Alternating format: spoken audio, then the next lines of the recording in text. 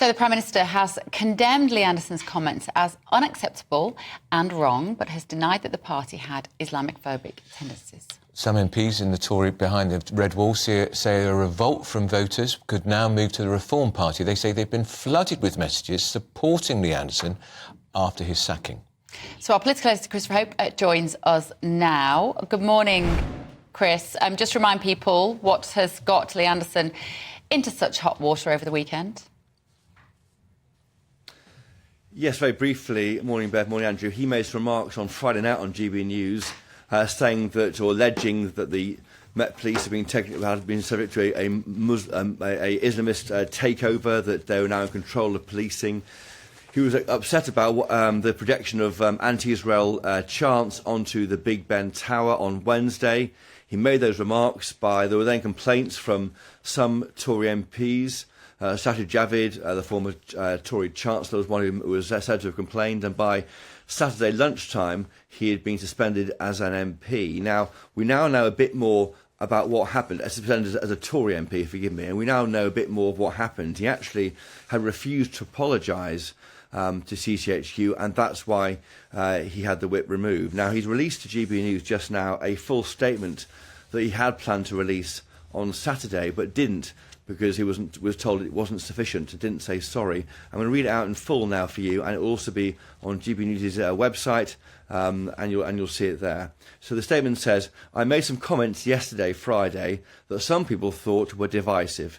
He goes on, "Politics is divisive. I'm just incredibly frustrated about the abject failures of the Mayor of London, Sadiq Khan.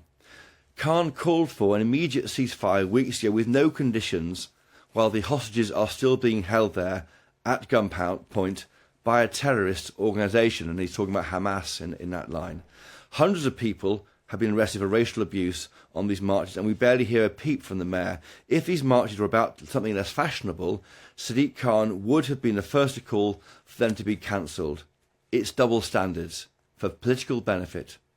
Sadiq Khan is failing London across the board," says Lee Anderson, "on transport with ULEZ and the strikes which he pledged to end, on knife crime and violence against women and girls. The list is endless."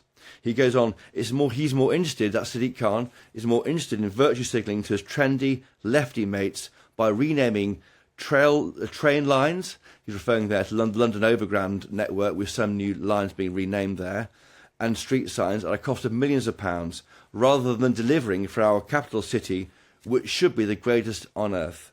Seeing the words "from the river to the sea" on the Elizabeth Tower that houses Big Ben made me feel sick to the pit of my stomach, he says.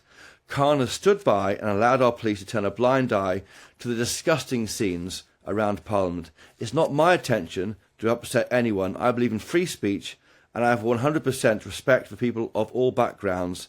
The vast majority of Muslims are not Islamists, in the same way the vast majority of Christians are not conservatives or socialists. The vast majority of our Muslim friends in the UK are decent, hard-working citizens who make an amazing contribution to our society, and their religion should not be blamed for the actions of a tiny minority of extremists. And just finally, he concludes, "My words may have been clumsy, but my words are born out of a sheer frustration at what's happening to our beautiful city. We've got to get Khan out at the elections in May." Now, I've gone to Sadiq Khan for a comment. He's now got that statement, and we'll bring that to you as soon as we get it here on GB News. And you'll see the full statement, plus other remarks, on gbnews.com right now.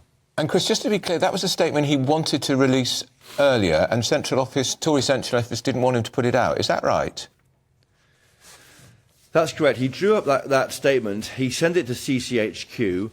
It was deemed to be not enough because he wasn't saying sorry to Sadiq Khan. Now, I've talked to him briefly this morning. He's told me this morning the following. He says, this is Lee Anderson telling GB News today, "If you're wrong, apologising is not a sign of weakness, but a sign of strength. But when you think you're right, you should never apologise, because to do so will be a sign of weakness." So to be absolutely clear, Andrew and Bev, he is not apologising. He refused to apologise. He wrote a statement explaining what he meant, saying he's not racist, he's not anti-Muslim, he has lots of friends who are Muslim, but he's got a problem with Sadiq Khan, and it's a political problem about how the Met is policing here, and the fact that, as he says it, Sadiq Khan doesn't speak out against those remarks. He thinks he should do, and that's the debate we're having. Again, we'll bring the remarks that Sadiq Khan is making as soon as we get them in response to this.